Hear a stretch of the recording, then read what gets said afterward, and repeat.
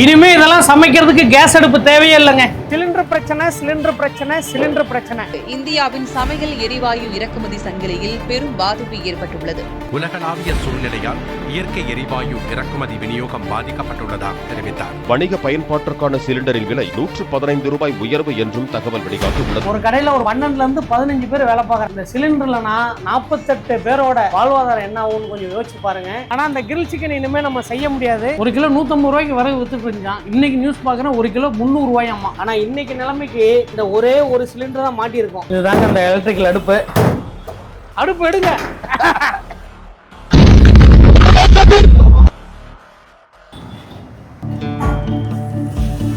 Hi guys, welcome to Welfare Crime. Sambad and Sivakannan. Cylinder பிரச்சனை தமிழ்நாடு முழுக்க கிடையாது, இந்தியா முழுக்கவே இந்த சிலிண்டர் பிரச்சனை. இந்த சிலிண்டர் பிரச்சனைக்கு என்னதான் காரணம், என்னதான் முற்றுப்புள்ளி அப்படின்ட்டு நிறைய ஹோட்டல்லையும் சரி, நிறைய கேட்டரிங் காலேஜ் எல்லாருமே அவஸ்தைப்படுவீங்க. அதுக்குண்டான வீடியோவா தான் இது இருக்க போகுதுன்னு நினைக்கிறேன். இன்னைக்கே பாத்தீங்கன்னா இந்த கிரில் சிக்கன் மிஷின் ஆன் பண்ண முடியல. இன்னில இருந்து நம்ம ரெஸ்டாரண்ட்ல வந்து கிரில் சிக்கன் கிடையாது, தந்தூரி சிக்கன் தான் கிடைக்க போகுது.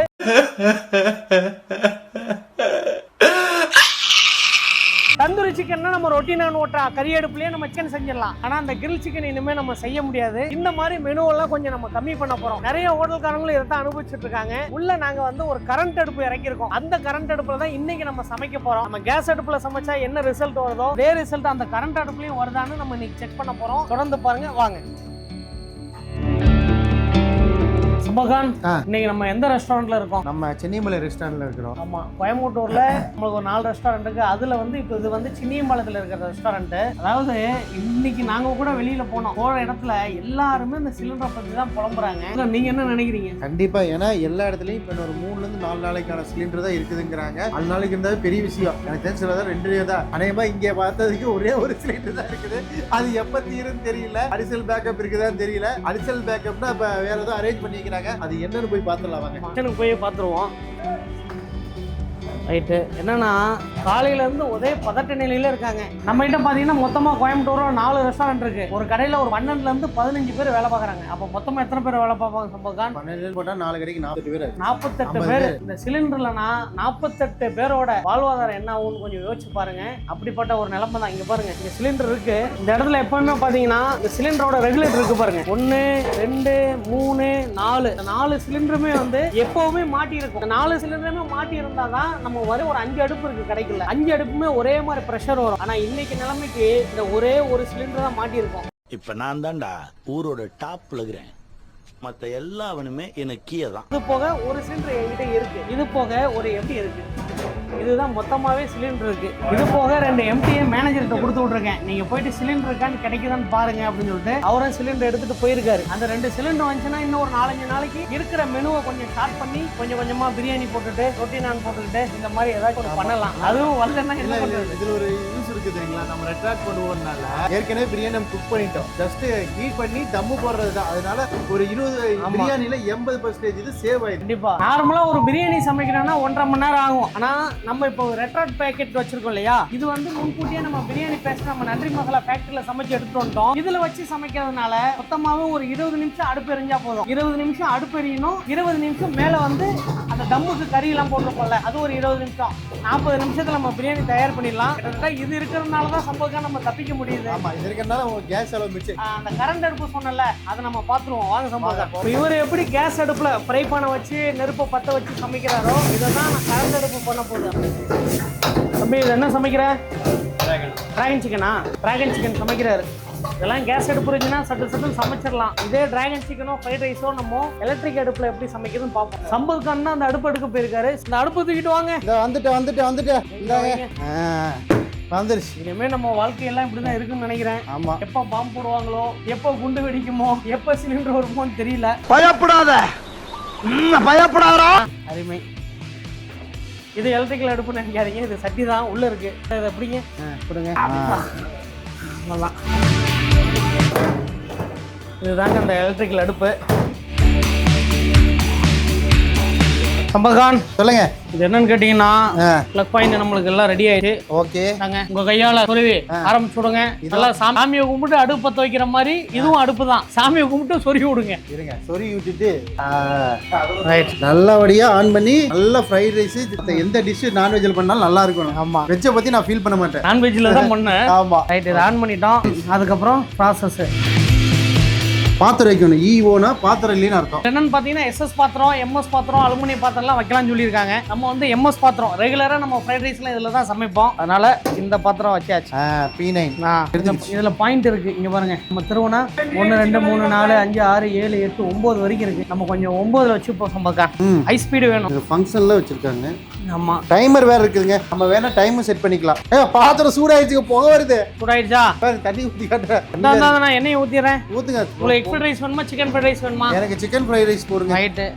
சூப்பர். முதல்ல கேரட் பீன்ஸ், அதுக்கப்புறமா கொஞ்சம் வெங்காயம், அதுக்கப்புறமா கொஞ்சமா கேப்சிகம். இங்க பாருங்க, சட்டி சைடுல அப்படியே நம்மளுக்கு புகை வருது. வச்சு ஜஸ்ட் ஒரு 20 இல்லை, அதுக்குள்ள ஹீட் ஆயிடுச்சு. ஆமா சம்பல்கான், வேற வழியில சம்பல்கான். 5ல இருந்து 10 செகண்ட் தான் ஹீட் ஆகி போச்சு. ஆமா, நெருப்பு கூட லேட் ஆகும் போல இருக்குது. முட்டையை உடைச்சு ஊத்தி சூப்பரா ஒரு egg fried rice. Chicken fried rice கேட்டீங்க, எக்கா சிக்கனா? எக்கே வேண்டாம் சார், எக்கே போட்டுருங்க. அப்ப இன்னொரு முட்டை போடணும். எதுக்கு வந்தோன்றதையே மறந்துட்டு நஜ சமையல்காரனாவே மாறிட்டாங்க. ஓ, எக்குனா 2 முட்டை போடணுமா? எக்குனா 2 முட்டை, சிக்கன்னா 1 முட்டை. ஏங்க தெரிஞ்சுக்கங்க எல்லாரும். ஹோட்டல்ல எப்படிலாம் சீக்கிரம் வச்சிருக்காங்க பாத்துக்கங்க. அதுக்கு அடுத்து ரைஸ். ரைஸ் போட்டு டாஸ் பண்ணியாச்சு. ஆமா சமோகா. எனக்கு தெரிஞ்ச அதிகபட்சம் இது 1 இருந்து 2 நிமிஷம் தான் ஆகுதுன்னு நினைக்கிறேன். மசாலா நல்லா சவுண்டு கேட்குது பாருங்க. நல்லா பொரியுதுங்க. நம்ம ஸ்பீடா வச்சிருக்கிறோம். நம்ம 9ல வச்சிருக்கோம்ல, அதனால மடார்னு ஆகுது. என்னன்னா விறகடுப்புல கூட நம்ம நிறைய விஷயம் சமைச்சிடலாம். சைனீஸ் இருக்கு பாருங்க, கொஞ்சம் கொஞ்சமா தான் நம்ம சமைப்போம். அதனால அது மட்டும் சமைக்கிறது கொஞ்சம் கஷ்டம். விறகுனா நம்ம பற்ற வைக்கணும். அந்த விறகு காலியாகிற வரைக்கும் அந்த அடுப்பு ஏதாச்சும் ஒன்று நம்ம சமைச்சிட்டு இருக்கணும். சூப்பரா ரெடி ஆயிடுச்சு. அருமை அருமை. Fried rice சமைச்சாச்சு. ஓகே, இப்போ நம்ம அந்த பாத்திரத்தை எடுக்கிறோம். எடுத்தோன்னே பாருங்க, பாருங்க பாத்திரத்தை எடுத்தோன்னா அதுவே ஆஃப் ஆயிடுச்சு. ஆஃப் ஆயிடுச்சு, அவ்வளோதான். Super super. நிறைய ஹோட்டல்ல என்னன்னு கேட்டீங்கன்னா இதுதான் ஒரு பெரிய சவாலா இருக்கும், இந்த சைனீஸ் பற்ற வைக்கிறது. என்னன்னா நம்ம அடுப்பு பற்ற வச்சுக்கிட்டே இருப்போம், ஆஃப் பண்ணிக்கிட்டே இருப்போம், பற்ற வச்சுக்கிட்டே இருக்கோம், ஆஃப் பண்ணிக்கிட்டே இருப்போம். ஒரு மஞ்சூரியனாலும் நம்ம சமைச்சிக்கிட்டே தான் இருக்கணும். ஒரு பெப்பர் சிக்கன்னாலும் ஒரு சமைச்சிக்கிட்டே தான் இருக்கும். ஒரு டிராகன் சிக்கன், ஒரு ஜப்பான் சிக்கன், ஒரு மலபார் சிக்கன், ஒரு புல்லட் சிக்கன், ஒரு சிக்கன் நாட் 7 எதை சமைச்சாலும் ஒண்ணா தான் சமைப்போம். அப்போ ஒண்ணா சமைக்கும் போது நம்மளுக்கு இந்த விறகடுப்பு செட் ஆகாது. அது ஒரு டைம் நம்ம பற்ற வச்சிட்டோம்னா அது கேஸ் வந்துகிட்டே தான் இருக்கும். அந்த விறகு முடிகிற வரைக்கும் அந்த அடுப்பு எரிஞ்சுக்கிட்டே தான் இருக்கும். நான் இந்த கரண்ட் அடுப்பு அப்படி கிடையாது. சரி, இப்போ நம்ம சுடுதண்ணி வச்சு பார்த்துருவோமா? ஆமாஜி, நிறைய பேருக்கு எனக்கு டவுட் இருக்கு. குழம்பு வைக்க முடியுமா? ஃப்ரைட் ரைஸ் பண்ணிட்டோம். இல்லனா பெப்பர் சிக்கன் ஒன்னு வைக்கலாமா? பெப்பர் சிக்கன் ஒன்னு பண்ணுங்க. ரைட். குழம்பு வைக்க முடியுமா டவுட் இருக்கு. பெப்பர் சிக்கன் போட்டா தெரிஞ்சிடலாம். அருமை. கடாய் வச்சுட்டோம். இதுவும் அதே 9 வச்சுக்கலாமா சம்பகான்? ஆன் பண்ணோம். பக்கத்துல ஒண்ணுமே புரிய மாட்டேங்குது சம்பகான், புதுசா இருக்குல்ல. 5ல இருக்கு. என்னன்னா உடனே மேல ஏதாவது தூசி போட்டு அழுக்காயிருது. அதனால நம்ம தொடச்சிக்கிட்டே இருக்கிறோம் போல இருக்கு. கை தொடச்சிட்டே இருக்கணும். 9ல வச்சிட்டோமா? வராதுங்க. அது ஒரு அப்போ வருது. வெச்ச உடனே புகை வர ஆரம்பிச்சு பாருங்க. புகை வருது. ஆமா. ஃபர்ஸ்ட் ஆயில் அடேங்கப்பா நல்லா கொதிக்குது. கொஞ்சோண்டு இஞ்சி பூண்டு, பச்சை மிளகாய், வெங்காயம், குடமிளகா. என்னங்க இப்படி கருகுது? ஐயோ, அப்ப 5ல வைக்க கூடாது, குறைக்கணும். என்ன புகை எப்படி வருது? அடுப்பு எடுங்க.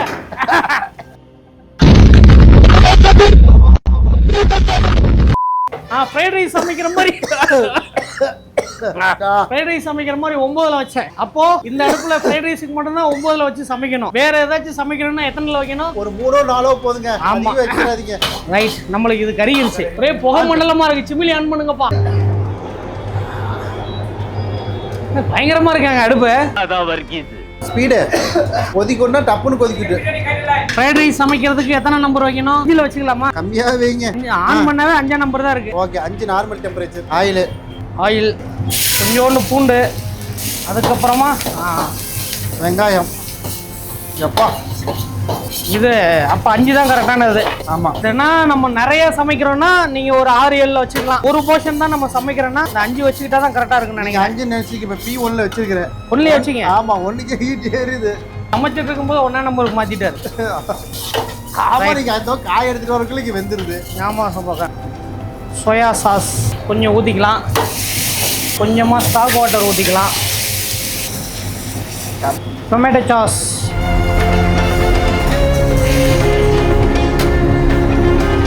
இது வந்து மஞ்சூரி மசாலா சம்பதுதான்.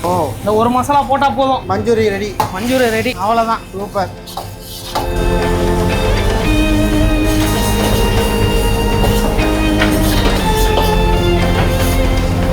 அவ்வளோதான், மஞ்சூரி சிக்கன் ரெடி. மகான் நெருப்பே இல்லாம ஆமா, எப்படி சமைச்சிருக்கோம் பாத்தீங்களா? Super G. இப்போ இருக்கிற கேஸ் பிரச்சனைக்கு இதுதான் ஒரே தீர்வு. ஆனா இப்படி எல்லாம் ஒரு நிலைமை வரும்னு நான் எதிர்பார்க்கவே இல்லைங்க. ஒரு கரண்ட் அடுப்பு வாங்கி நம்ம சமைக்கிற நிலைமைக்கு தள்ள போடுவோன்னு. நிறைய பேர் இப்படி நடக்கும் தெரிஞ்சிருந்தா எல்லாருமே இப்படி கரண்ட் அடுப்புக்கு மாறி இருப்பாங்க. ஆனா வேற வழி இல்ல.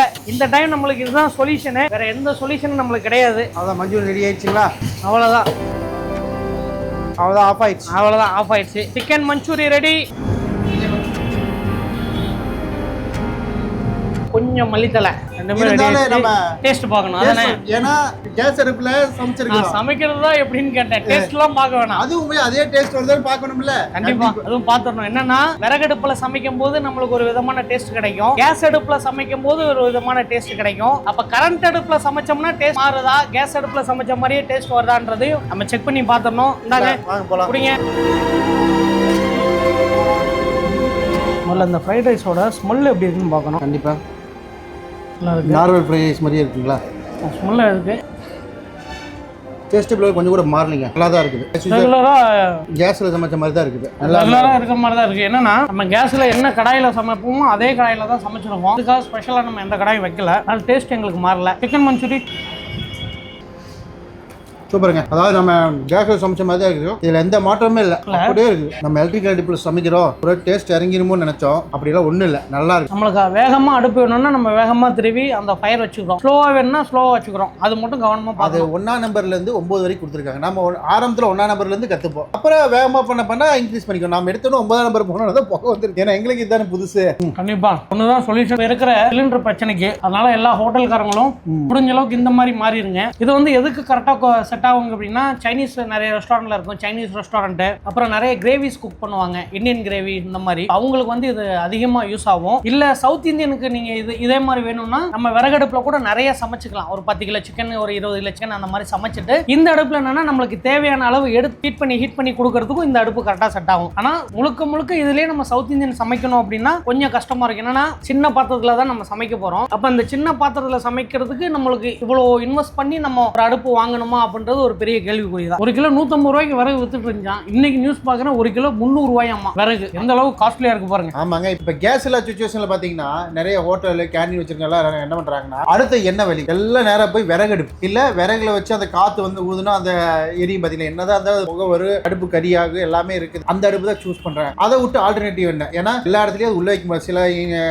கம்பெனிஸ் சில மாடல் கிச்சன்லாம் வந்து விறகடுப்புலாம் வைக்க முடியாது, வைக்கவே முடியாது. எலக்ட்ரிக்கல் தான் நம்ம போய் ஆகணும், வேற வழியே கிடையாது.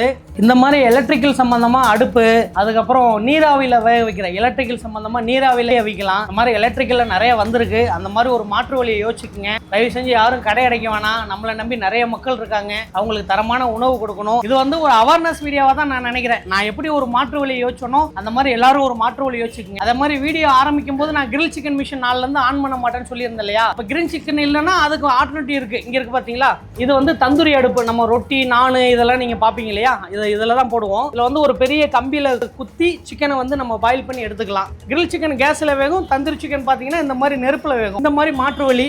அப்புறம் நம்ம மெனுவை வந்து சிம்பிளா வச்சுக்கிறது. இந்த மாதிரி டெய்லி நம்ம வந்து சிக்கன் பிரியாணி, மட்டன் பிரியாணி இந்த மாதிரி பிரியாணி போடுவோம். அப்போ மட்டன் பிரியாணி போட வேணாம், சிக்கன் பிரியாணி மட்டும் போட்டுக்கலாம். ஃப்ரைட் ரைஸ் நூடுல்ஸ் மட்டும் போட்டுக்கலாம். சிக்கன்ல ஒரு 2 வெரைட்டி கொடுக்கலாம், மட்டன்ல ஒரு 4 வெரைட்டி கொடுக்கலாம். இந்த மாதிரி நம்ம பிளான் பண்ணி மெனுவை கொஞ்சம் சிம்பிளா வச்சுக்க வேண்டியதுதான், வேற வழி கிடையாது. ஜி இப்போ பாத்தீங்கன்னா நிறைய பேர் இந்த வீடியோ பார்த்து இந்த அடுப்பு எங்க வாங்குறது, நீங்க எங்க வாங்குனீங்க, எனக்கு ஏதாவது ஒரு நம்பர் இருந்தா சொல்லுங்க, நான் வாங்கிக்கலாம் அப்படின்னு நினைப்பாங்க. அந்த மாதிரி வாங்கணும்னு நினைக்கிறாங்க, நம்பர் கொடுத்தலாம். இது ப்ரமோஷன் கிடையாது. கண்டிப்பா உங்களுக்கு வேணும்னா நம்பர் தர என்கொயரி பண்ணி நல்லா அடுப்பா ரேட்டு கம்மியா வாங்கிங்க. நம்மளுக்கு ஏதாச்சும் ஹோட்டல் சம்பந்தமா ஒரு பொருள் வேணும் அப்படின்னா நம்ம ஒரு இடத்துல வாங்குவோம். டேரக்டா ஸ்கிரீன்ல அவங்க நம்பர் கொடுத்துறேன். உங்களுக்கு தேவை அப்படின்னா நீங்க வாங்கிக்கிங்க. இல்ல உங்களோட ஃப்ரெண்ட்ஸுங்க, உங்களோட அம்மா அப்பா, உங்களோட ஃபேமிலியில யாராச்சும் ரெஸ்டாரண்ட் வச்சிருந்தாங்க, ஹோட்டல் வச்சிருந்தாங்கன்னா அவங்களுக்கு ஏதாச்சும் தேவைப்படுச்சுனாலும் மக்கள் முடிஞ்ச அளவுக்கு இந்த வீடியோ எல்லாருக்கும் ஷேர் பண்ணுங்க. இது ஒரு அவேர்னஸ் வீடியோவா இருக்கணும். இமிடியேட்டா நம்ம ஒரு மாற்று வழியை யோசிக்கணும். அப்பதான் உணவு எல்லாருக்கும் சரியா போகும். என்ன சம்பவம்? ஆமா கண்டிப்பா இது ஒரு அவேர்னஸ் வீடியோ தான். இந்த டைமுக்கு இது எமர்ஜென்சி, இதை யூஸ் பண்ணிக்கங்க. வேற ஏதாவது வேணும்னா கண்டிப்பா கமெண்ட்ல சொல்லுங்க. அடுத்த வீடியோல மீட் பண்ணுங்க. கண்டிப்பா இதோட இந்த வீடியோ முடிச்சுக்கிறோம். இந்த வீடியோ எல்லாருக்கும் ஷேர் பண்ணிருங்க. பாய்.